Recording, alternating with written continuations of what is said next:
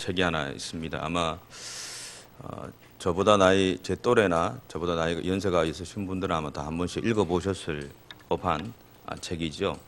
그 책의 저자이고 또 독일의 수도사였던 이 토마스 아 캠피스는 주인님 나를 바칩니다라는 책에서 이런 고백을 하고 있습니다. 오 나의 주인님 예수 그리스도시여, 제가 소유욕이라는 전염병에서 벗어나게 하소서. 고운 옷이 아니라 남난 옷이 제 차지가 될 때에도 불쾌한 마음을 갖지 않게 하소서. 멸시와 천대를 당할 때에도 나의 주인님을 의지함으로 제가 진정으로 기뻐하게 하소서. 주인님이 서신 가시면류관의 가시가 돌같이 굳은 저의 심장을 찔러 심장의 중심에 단단히 박히게 하소서. 주인님이 서신 가시면류관의 가시가 돌같이 굳은 저희 심장을 찔러 심장의 중심에 단단히 박히게 하소서. 그리하시면 그 상처를 통해 제 온몸에 해로운 피가 흘러나올 것입니다. 주인님의 거룩한 사랑의 증거인 그 가시가 제 심장에 계속 박혀 있게 하소서. 그리하시면 제 마음은 악의 가시와 유혹의 엉겅퀴를 모두 뽑아버리고 아름다운 밭으로 바뀔 것입니다. 오 나의 주인님, 이제 저의 전부를 주님께 바칩니다. 우리가 토마스와 같은 이런 고백을 할 수 있기 위해서는 아마도 오랜 시간이 필요할 겁니다. 하지만 우리 모든 거양의 식구들의 삶에서 이런 고백이 언제인가는 주님께 올려줄 수 있기를 바랍니다.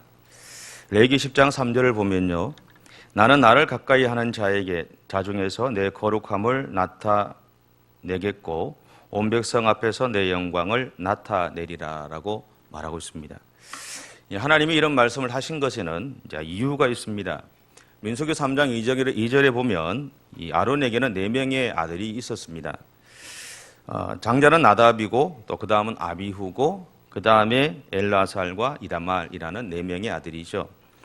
그런데 이 중에서 장자였던 이 나답과 이 둘째였던 아비후가 레위기 10장과 민수기 3장에 보면 그들이 하나님이 명령하지 않으신 불을 가지고 하나님 앞에 예배를 드리다가 죽임을 당했다는 것을 증언하고 있습니다. 여러분, 그렇다면 나답과 아비후가 드린 불의 의미가 무엇인가라는 겁니다. 그리고 하나님이 명령하신 불은 또 무엇인가라는 하나의 질문이 생기더라고요. 유대인들에게 있어서 이 제사라는 것은 하나님이 자기 백성들에게 주신 선물입니다. 다시 말하면 하나님의 백성답게 살아가게 하고 또 그들이 하나님의 백성으로 살아갈 수 있도록 은혜를 제공하는 하나의 방법이 제사였습니다. 그러기에 그들에게 있어서 이 제사라는 것은 그들의 생명을 희생제물의 생명으로 대신 드리는 것을 말합니다. 그런데 나답과 아비후는 첫째로 이렇게 중요한 제사의 의미를 망각했을 가능성이 많습니다.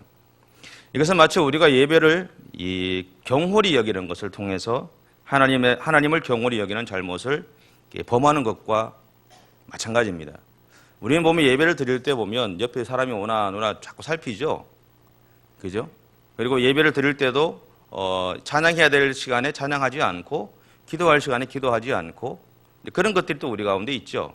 그런데 여러분, 우리는 잘 모르지만 그런 하나하나들이 결국은 하나님을 경홀히 여기는 겁니다. 그 예배를 통해서 영광 받으셔야 될 하나님 앞에 영광을 제대로 들리지 못하는 것들이거든요. 그래 되면 그 예배를 통해서 하나님은 영광을 받지 못하게 되는 거죠. 저는 두려운 것이 뭐냐 면 저도 마찬가지고 여기서 앞에서 찬양 인도를 할 때는 크게 찬양을 하는데 앞에서 앉아서 하면 작게 해요. 그러니까 언젠가부터 그렇게 되더라고요. 그러면서 제 스스로를 한번 돌아보는 거예요. 네가 앞에 설 때도 예배 드리는 자로 서느냐, 앉았을 때도 예배 드리는 자로 서느냐. 여러분들이 어느 자리에 서 있든 간에 예배 드리는 자로 서시길 바랍니다. 두 번째로 보면요, 레위기 16장 2절에서 하나님은 모세에게 이렇게 명령하십니다. 내 형 아론에게 이르라. 성소의 휘장 안 법궤 위 속죄소 앞에 아무 때나 들어오지 말라. 그리하여 죽지 않도록 하라. 우리는 이 말을 통해서 나답과 아비후가 지성소에 들어가려고 시도했을 가능성이 있다는 것을 생각할 수 있습니다. 지성소는 그 해의 대제사장이 되었던 사람만이 1년에 한 번 들어가게 되죠. 7월 11일이나 대속죄일에 들어가게 됩니다. 그런데 이 나답과 아비후는 이러한 하나님의 명령을 거역했다라는 거죠. 다시 말하면 하나님의 명령의 중요성을 이제 무시했다라고 이야기할 수 있습니다. 그 결과로 인해서 그들이 당한 것은 죽음이라는 겁니다. 세 번째로는 하나님이 명령하신 불은 레위기 전체에서 등장하는 그러니까 유일한 개념이 하나 있습니다. 그것은 뭐냐 하면 거룩함입니다. 이 하나님이 명령하신 불이라는 것은 이 거룩함과 연결이 되어 있다는 거죠. 여러분, 예수님이 지신 십자가는 원래 어떤 의도였습니까? 가장 악독한 사람들을 처형하는 처형대가 십자가였습니다. 그래서 내 가족 중에 누군가가 십자가를 졌다 그러면 그 집안의 모든 사람들에게는 그렇게 다시는 있을 수 없는 모욕이 생기는 그런 자리가 십자가였습니다. 물론 예수님 전후에도 십자가는 그런 용도로 사용되어졌습니다. 그런데 예수님이 십자가를 지신 결과로 십자가는 가장 흉악한 죄인을 처형하는 처형대로만 머물러 있지 않게 되었다라는 겁니다.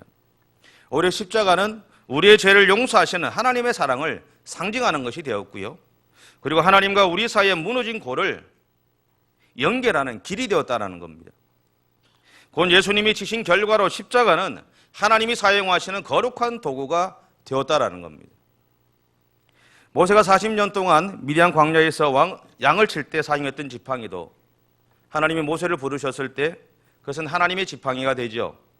다시 말하면 하나님이 사용하시는 지팡이가 되게 됩니다. 그래서 모세는 그것을 가지고 애굽에서 10가지 재앙도 내렸고 홍해도 갈랐고 바위에서 물도 냈습니다. 그리고 아말렉과의 전쟁에서 이길 수 있는 도구로도 사용했습니다. 여러분, 비록 들에 있는 풀과 같이 보잘것없는 것이라 하더라도 하나님의 손에 있으면 그것은 하나님의 거룩한 도구가 됩니다. 그렇게 중요한 것은 우리가 하나님의 손에 있는 것이 중요하고 하나님의 명령에 순종하는 것이 중요합니다. 이것이 바로 우리가 하나님의 거룩함을 소유할 수 있는 하나의 방법입니다. 이스라엘 백성들이 여리고를 점령했을 때 그들은 하나님의 명령대로 6일 동안 하루에 한 바퀴씩 돌죠. 그리고 7일째는 7바퀴를 돕니다. 근데 그들은 돌면서 하나님의 명령대로 한 가지를 더 합니다. 입을 다물다는 거죠. 입을 다물었습니다.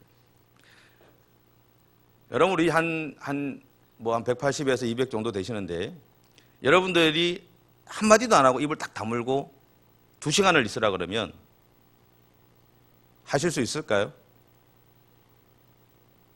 어려울걸요.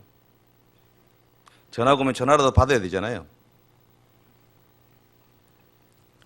여러분, 200만이나 되는 백성들이 일제 입을 다물었다는 겁니다. 그것도 7일 동안 아무 말도 하지 않았다는 겁니다. 이것은 자기와의 싸움 중에 아마 최고조의 싸움이었을 가능성이 상당히 높죠.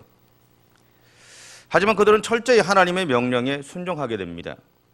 그 순간 그들의 걸음은 하나님의 거룩함을 드러내고 있었던 겁니다. 자기들은 몰랐지만 그렇게 하나님의 명령에 순종하고 살아갔을 때 그들의 걸음 자체는 이미 하나님의 거룩함을 드러내고 있었다는 겁니다. 우리가 하나님의 명령에 순종하고 살면 우리는 이미 하나님의 거룩함을 우리의 삶으로 증명하게 됩니다. 그 결과 하나님의 손에 붙잡힌 그들의 순종은 여리고 사람들에게 공포 그 자체가 되었습니다. 그리고 이스라엘 백성들의 이러한 철저한 순종을 통해서 하나님의 영광을 받으셨다는 겁니다. 이것을 우리가 어디서 알 수 있느냐 하면 여리고 성의 기생이었던 라합의 입으로 증언이 됩니다. 여호수아서 2장 9절부터 10절에 보면 11절에 보면요. 우리가 너희를 심히 두려워하고 이 땅 주민들이 다 너희 앞에서 간담이 녹나니 이는 너희가 애굽에서 나올 때 여호와께서 너희 앞에서 홍해 물을 마르게 하신 일과 너희가 요단 저쪽에 있는 아모리 사람의 두 왕 시혼과 옥에게 행한 일 곧 그들을 전멸시킨 일을 우리가 들었음이니라. 우리가 듣자 곧 마음이 녹았고 너희로 말미암아 사람이 정신을 잃었나니 너희 하나님 여호와는 위로는 하늘에서도 아래로는 땅에서도 하나님이시니라. 여러분, 우리가 신사참배를 거부했던 성도들을 존경하는 이유가 뭡니까? 그것은 그들이 하나님만을 따르기로 결정하고 그러한 삶을 믿음으로 순종하며 살아왔기 때문입니다. 그래서 그들을 존경하는 겁니다.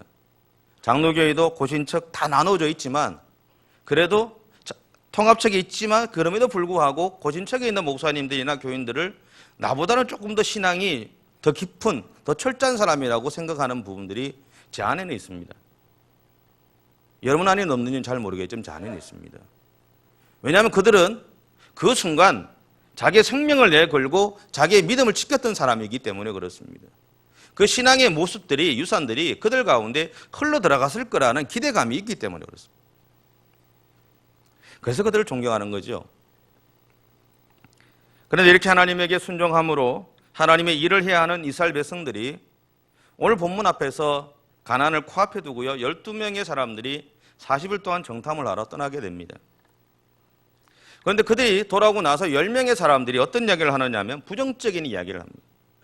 그 말을 듣고 백성들은 하나님을 원망하게 되죠. 그리고 자기들이 왔던 그 길을 돌아서 다시 애굽으로 돌아가고자 합니다. 그 모습을 바라보면서 하나님이 오늘 본문에서 모세에게 하는 이야기가 뭐냐 하면 내가 하나님의 명령에도 순종하지도 않고 하나님을 신뢰하지도 않는 이 백성들을 멸망시키고 내가 너를 통해서 새로운 민족을 만들겠다는 겁니다.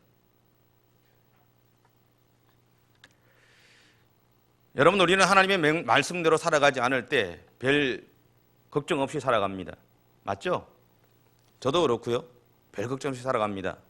근데 성경이 늘 우리에게 이야기하는 것이 뭐냐면 하나님은 그러한 우리들을 향해 참으시지만 한 번씩 화를 내신다는 겁니다. 그때 만약에 나를 위해서, 여러분을 위해서 기도해 주는 사람이 없었다면 여러분이 이 자리에 앉아 있을 수 있을 가능성이 없다는 이야기입니다. 그 사람들이 생명을 내걸고 기도했기 때문에 오늘 여러분들이 믿음의 길을 달려갈 수 있다는 사실들을 기억하십시오. 그리고 그것은 오늘 우리들에게 앞으로 예수 믿는 사람들을 위해서 그렇게 기도해야 될 책임이 우리 가운데도 있다는 것들 또한 기억하셔야 됩니다.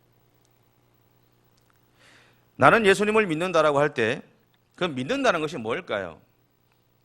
믿음을 주로 faith라는 영어 단어로 표현을 합니다. 그런데 엄밀히 말하면 이 기독교의 믿음은 faith가 아니라 faithful이라고 이렇게 얘기합니다. 그러니까 faith에다가 ful을 붙여서 신뢰라는 의미를 찾아내기 때문에 그렇습니다. 그런데 이것이 우리나라 말로 번역이 되면 신실이라는 말로 번역이 됩니다. 여기는 믿을 신과 그리고 가득 찰 실이라는 단어가 포함되어 있죠. 그래서 이 믿는다라는 것, 이 신실이라는 말은 믿음이 가득 찼다라는 것을 의미합니다. 여러분, 우리는 하나님을 향해서 신실하신 분이라고 그러죠. 맞죠? 이 말은 하나님은 절대로 우리의 뒤통수를 치실 분이 아니라 우리가 완벽하게 믿을 수 있는 분이라는 뜻입니다.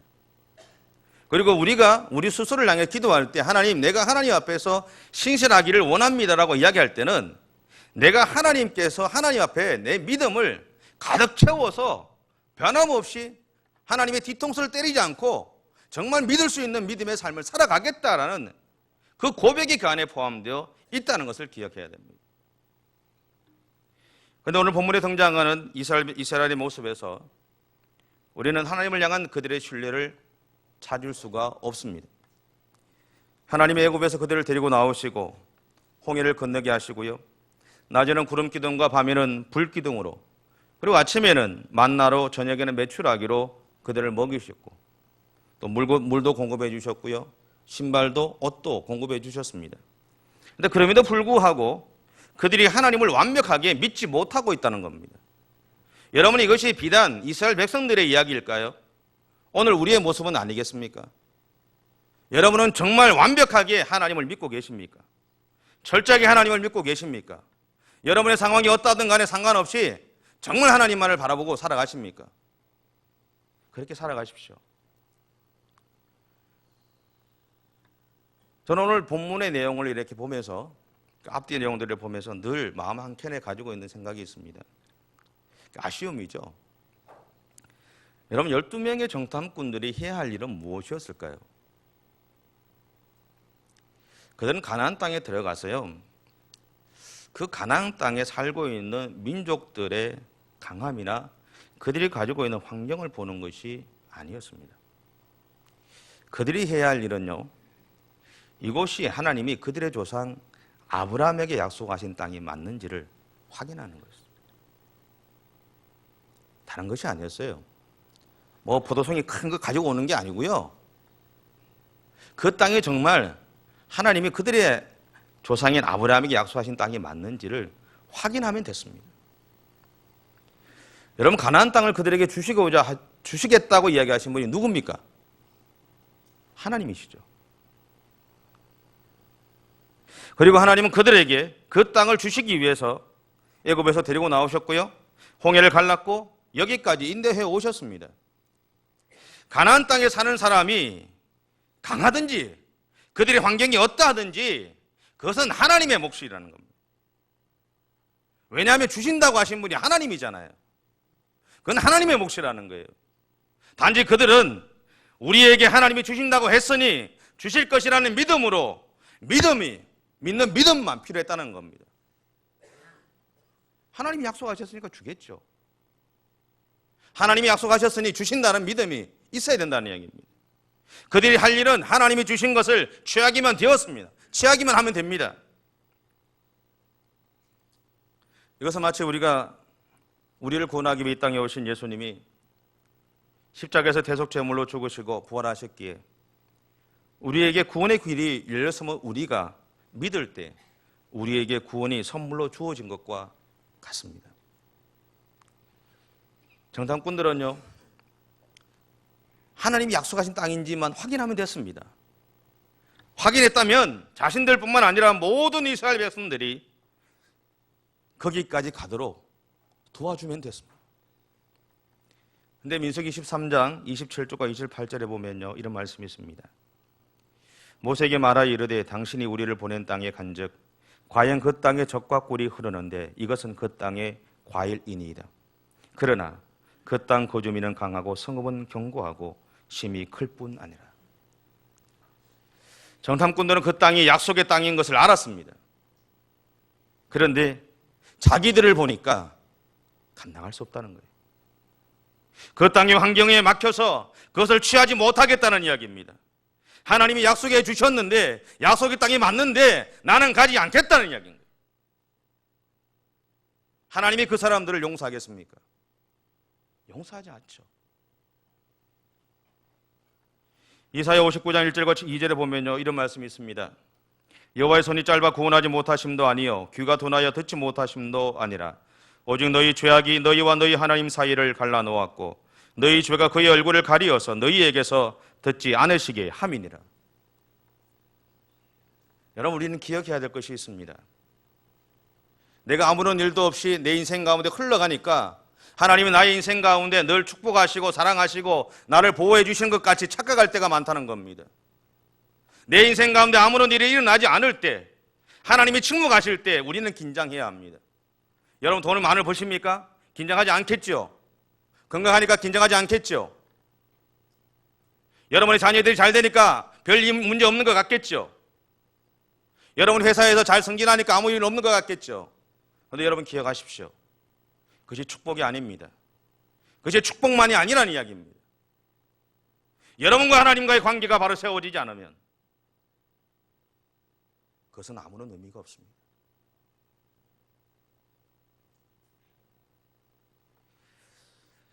저는 서울에 있을 때 자기 회사를 크게 하던 사람이 1,000억 이상 하던 사람이 일순간에 망하는 거 봤습니다. 그리고 그분이 저한테 고백했던 게 있습니다. 교회 주차장에 와서 주차 봉사하면서 하나님이 내 마음을 만져주셨다고.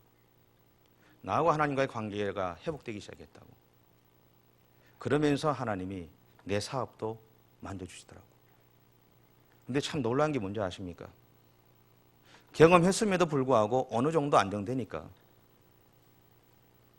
다시 하나님과의 관계가 조금 소원해집니다. 근데 참 희한한 게요, 하나님 그 사람 사랑하는 것 같아요. 바로 치대요. 사바는 업자를 통해서 치든지 어떻게 치든 치더라고요. 여러분, 제가 여러분한테 두려움을 주기 위한 얘기가 아닙니다. 우리 기억하셔야 됩니다. 여러분, 하나님과 여러분의 관계가 바로 세워지지 않으면 안 됩니다. 여러분, 정탐꾼들에게 필요한 것은요, 그들이 하나님을 믿는 것이었습니다. 그리고 민수기 14장 9절에서 여호수아와 갈렙이 했던 위대한 믿음의 고백이 있지 않습니까? 그 땅 백성을 두려워하지 마라. 그들은 우리의 먹이라. 그들의 보호자는 그들에게서 떠났고 여호와는 우리와 함께 하시느니라. 개역 한글에서는 그렇게 되어 있죠. 그들은 우리의 밥이다라고 했습니다. 하나님이 우리와 함께 하시니까 그들은 그들이 가지고 있는 모든 환경이나 여건이나 그들의 강함도 아무것도 아니다는 이야기. 여러분, 우리에게는 이 믿음이 필요합니다. 이스라엘 백성들에게도 그 믿음이 필요했고 오늘 우리에게도 그 믿음이 필요한 겁니다. 그럼에도 불구하고 이스라엘 백성들은 하나님을 향해 주목하지 않았던 겁니다. 그래서 하나님이 다 멸망시키고 내가 모세 너를 위해 너를 통해 새로운 민족을 이루어서 내 역사를 이루어가겠다. 그런 하나님에게 오늘 모세는요, 은혜를 구하고 있는 거예요. 아직도 하나님을 제대로 알지 못하는 백성들을 참아달라고 요청하고 있는 겁니다. 그러면서 하나님이 이스라엘 백성들을 진멸하시게 되었을 때 일어날 일에 대해서 13절에서 이렇게 얘기합니다. 그리하시면 이라는 말로 표현합니다. 여러분, 이 말은 다른 번역서에는 빠진 것도 있습니다. 그럼에도 불구하고 본문에 이 부분이 포함되어 있는 이유는 분명합니다. 중요하다는 거죠. 중요하다는 얘기예요. 그 이유는 하나입니다. 고린도전서 10장 31절을 보면요, 우리가 세상에 존재하는 목적에 대해 이렇게 말합니다. 그런즉 너희가 먹든지 마시든지 무엇을 하든지 다 하나님의 영광을 위하여 하라. 여러분은 먹는 것, 마시는 것, 입는 것 하나님의 영광을 위해 하고 계십니까? 아니면 여러분이 영광 받고 싶어서 하십니까? 저는 상당 부분 제가 영광 받고 싶어 하는 것 같아요. 여러분은 아니신지 모르겠지만 이스라엘 백성들이 하나님의 명령에 순종하지 않으므로 그들을 멸망시키게 되면 결국 그것은 하나님의 영광을 가리는 일이 된다는 이야기입니다. 그 모세는 지금 하나님에게 자기들의 신이 자기들을 선택했다가 자기 신들의 말을 듣지 않기 때문에 그들을 멸망시킨다면 그런 신에게 누가 진정한 믿음을 표현하겠느냐라고 말하고 있다는 거예요.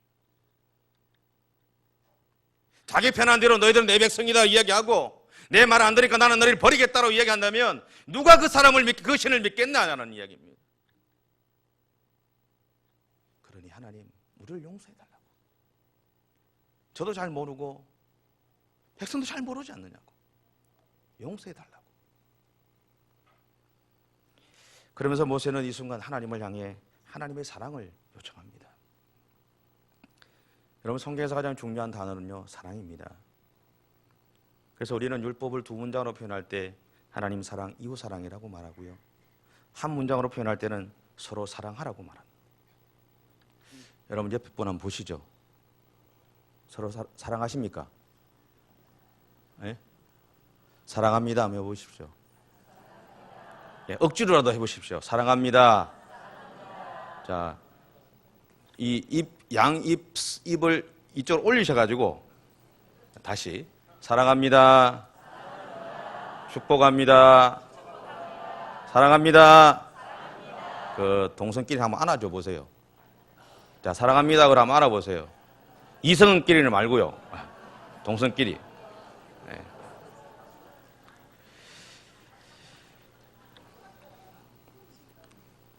여러분, 우리는요, 사랑이라는 단어 한 가지만 생각해도 웃음이 나요.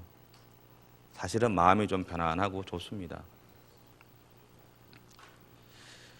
하나님이 아브라함을 선택하신 것은요, 아담과 하와의 범죄 이후에 하나님과 우리 사이에 단절되어진 관계를 회복하기 위한 하나님의 사랑하심의 결과였습니다. 그리고 아브라함에게 가나안 땅을 약속하신 것이나 그 약속을 이루기 위해 애굽에서 그의 후손들을 데리고 나오신 것, 그리고 지금 여기까지 인도해 오신 것도 하나님의 사랑하심이었어요. 더 나아가서 예수님이 우리를 위해 이 땅에 오신 것도 하나님의 사랑하심이었습니다. 그래서 요한복음 3장 16절은 이렇게 표현합니다. 하나님이 세상을 이처럼 사랑하사 독생자를 주셨으니 이는 그를 믿는 자마다 멸망하지 않고 영생을 얻게 하려 하십니다. 이 3장 16절에서 가장 중요한 이야기가 뭔지 아십니까? 하나님이 세상을 이처럼 사랑하사 내 아들을 너희를 위해 죽일 끝까지, 죽일 때까지 사랑한다는 얘기예요. 지금 모세는 하나님에게 이 사랑을 요청하는 겁니다. 그 결과 하나님은 모세의 기도에 응답하시죠. 철회하십니다. 여러분, 하나님이 우리에게 원하시는 것은요, 우리가 하나님을 가까이 하는 것입니다.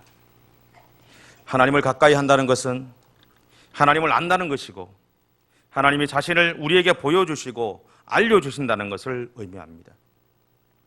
그러기에 비록 우리의 눈에 아무것도 안 보여도, 그리고 수많은 유혹이나 어려움이 우리와 하나님 사이를 막아도 우리는 하나님을 신뢰하고 믿음의 길을 가야 합니다. 이것이 오늘 본문의 사건들을 통해서 하나님이 우리에게 요청하시는 겁니다. 여러분, 하나님 신뢰하십시오. 하나님 믿으십시오. 믿는 자답게 사십시오. 못 믿겠으면, 또 안 믿어지면 믿음을 달라고 기도해 보십시오. 그래서 예수님의 말씀처럼요, 믿음 없는 자가 되지 말고 믿는 자가 되시는, 정말 하나님을 여러분의 인생 동안 어떠한 환경이나 상황이 여러분을 힘들게 해도 흔들림 없이 믿는 그런 믿음의 사람들이 되시기를 바랍니다.